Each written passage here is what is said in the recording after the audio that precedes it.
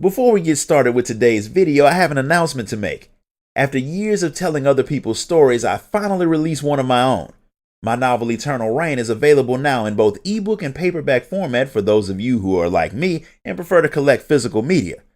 You can grab a copy right now on Amazon through the link in the description of this video. And now back to our regularly scheduled program. While passing through Gridania, the Warrior of Light comes across a man who has been getting a lot of complaints about a really annoying Moogle that's been annoying a lot of the citizens. The Moogle's trying to get people to do some type of painting, and even though nobody's been interested, he still won't stop bothering people.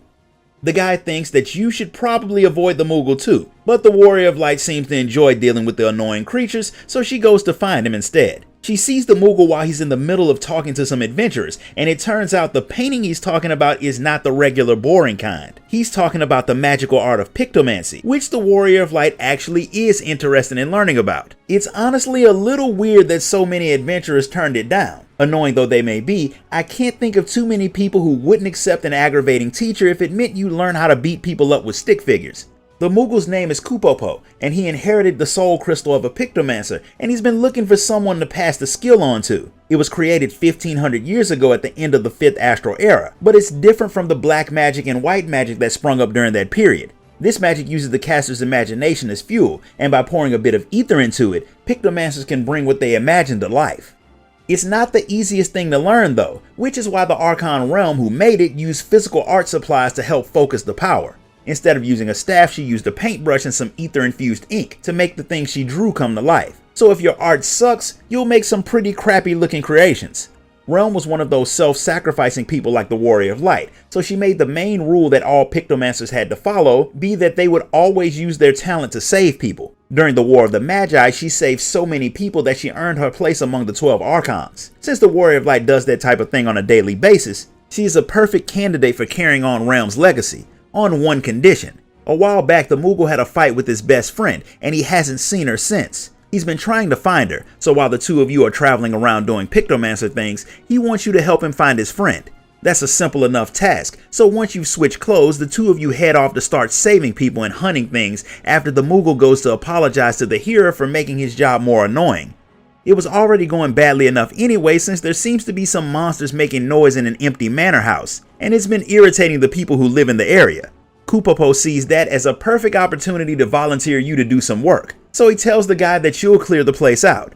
It's a good opportunity to test out your new abilities anyway, and part of your job is to help people, so after learning the basics of this unique fighting style, the Warrior of Light gets to work removing the creatures from the mansion. The hero is glad to hear that you didn't get yourself killed trying to help him, but he's even happier that he might get a break from people bothering him for a little while. It was a very successful first mission, so Kupopo heads off to find your next one while he searches for his friend. There was a time when the Moogle had traveled with 2 Pictomancers. The soul crystal that he gave to you was from one of them, an older man named Dawntrail. The other one is the friend that the Moogle is looking for, a Lalafell named Baruru. She was Dawntrail's apprentice, and when he died, she took it pretty hard, which is why Kupopo's been trying to find her and rekindle their friendship.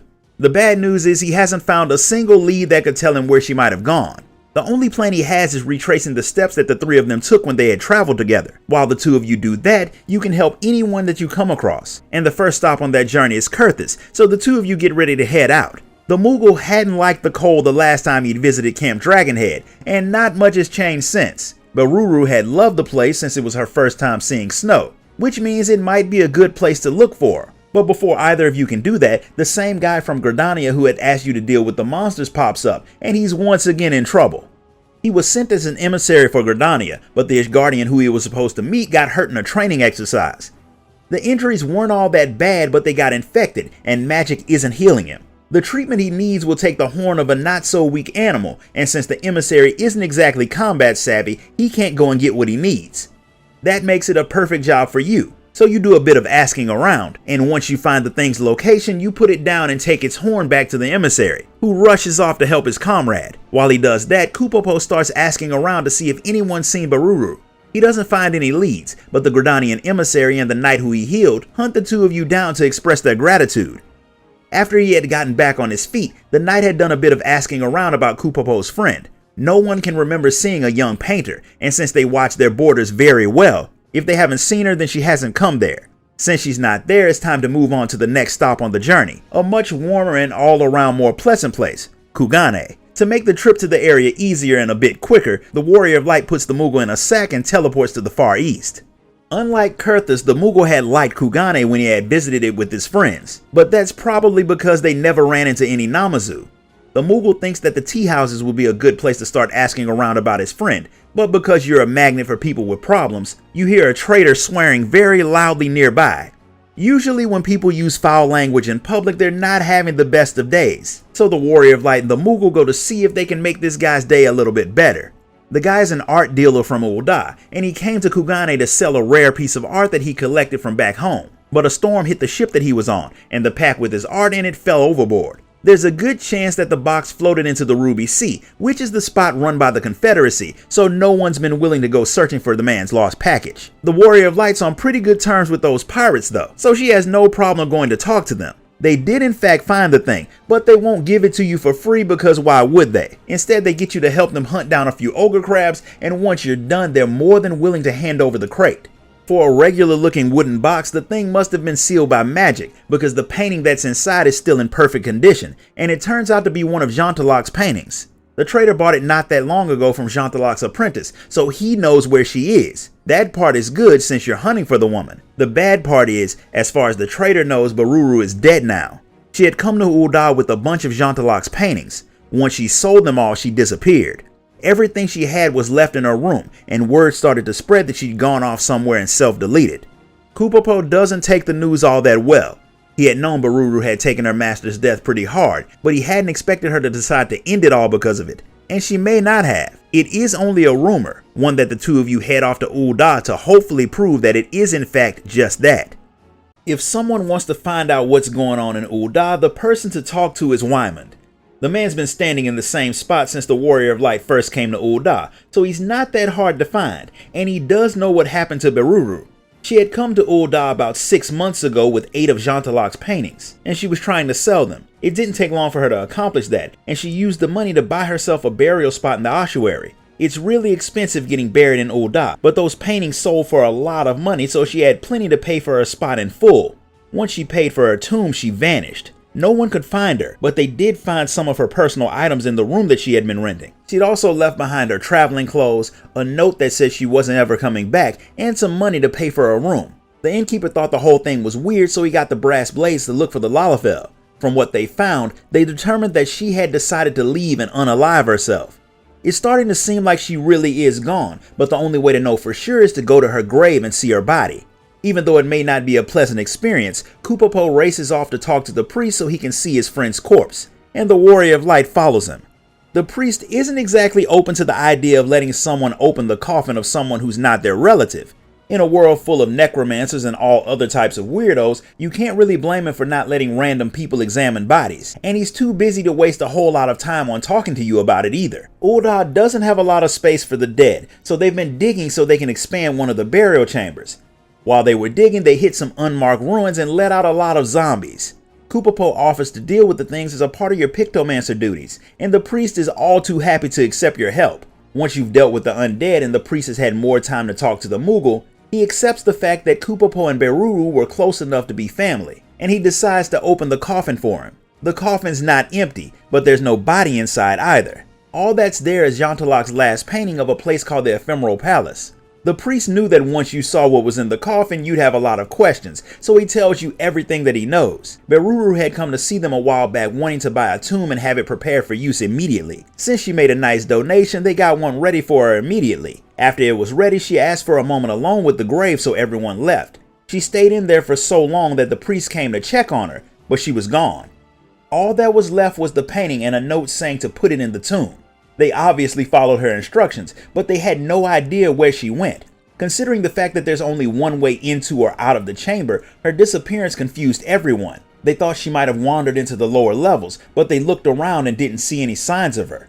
Kupopo has no idea where Baruru is gone, but he's pretty sure that the painting is key to it somehow. He just has to figure out what it means. He has a feeling that whatever she's done has something to do with the argument they had, and because it's the one story that he hasn't told you, he lets you know what made him and Baruru go their separate ways. The two of them had just made it back to Lemsa after taking their one trip without Jeantalak. The man was getting old, so instead of taking him on the road, they had left him in the care of some professionals. Before they headed out, Jeantalak had warned Boruru not to do something that Kupopo had forgotten about until he started telling you the story. Now that he's remembered, he knows exactly where she is. She's made herself a part of the painting. The Warrior of Light has no idea what that means, but the Moogle promises to explain once you're back in the Black Shroud. He'll meet you there once he grabs the painting that Boruru had buried. The priest wasn't all that eager to give it to him, but since this is one of the weirdest situations that they've seen in a while, they decide to let him borrow it. Boruru had inherited all of Jeantalak's paintings after he died, and that day had come when the two of them had come back from their trip. A monster had broken into the facility that the old Pictomancer had been staying in. He had dealt with it to protect everyone else, but the strain had been too much for him. Boruru had blamed herself, believing that if she had made it back just a day earlier, her mentor wouldn't have died. She had leaned on Kupopo for support, and in what was a very poorly timed move, he told her that she shouldn't rely on him so much, and that she should use her own strength to get through tough times. She was obviously mad that her best friend wouldn't be her emotional sponge in such a traumatizing time, and she had stormed off with Jeantalak's paintings after that. Kupopo couldn't figure out where she'd gone, but now he knows. Boruru was such a powerful Pictomancer that she wasn't limited in which thoughts she could bring to life. And she wasn't limited to just creating things, she could rewrite already living things. Since warping reality is extremely dangerous, Jeantalak made her promise not to change living things, but to escape the pain of his death and the loss of her best friend, she had merged herself with the painting. Kupopo thinks that he can bring her out of it, but not without your help. He wants you to come inside of the painting with him and rescue his friend. The Warrior of Light has never turned down an adventure, so she agrees, even though there is no telling what Boruru has made inside of this painting world of hers. The inside looks very much like a recreation of the Grand Cosmos from the first. Jeantalak had seen the place in a dream and had painted it, so it's possible that his mind had drifted to the other shard in his dreams. But you'll never know. You don't have time to think about it either, because the creatures in the paintings on the walls attack you.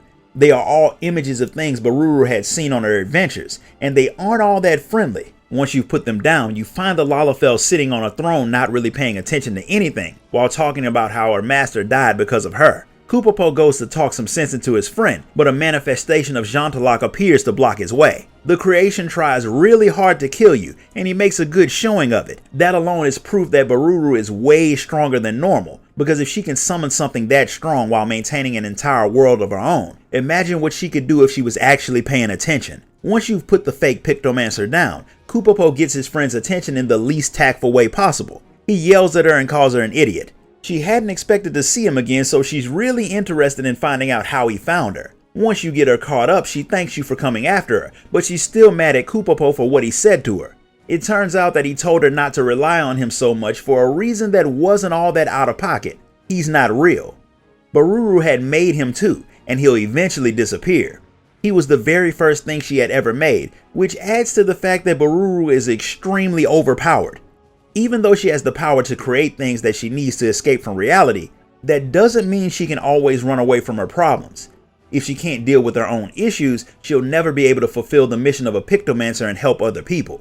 Once she accepts that, Kupopo vanishes, and the Lalafell steps out of her imagined world with you. When you're back in the real world, she lets you know that when her Moogle vanished, all of his memories came to her, so she got to experience your travels firsthand. Knowing how her friend really felt about her gives her the push she needs to continue her work as a Pictomancer and to honor the legacy of her fallen master, while hopefully making the world a better place. This concludes the story of the Pictomancer. If you enjoyed this video, be sure to like it, comment, share it, and subscribe. Grab a copy of my novel on your way out, and I'll see you all next time.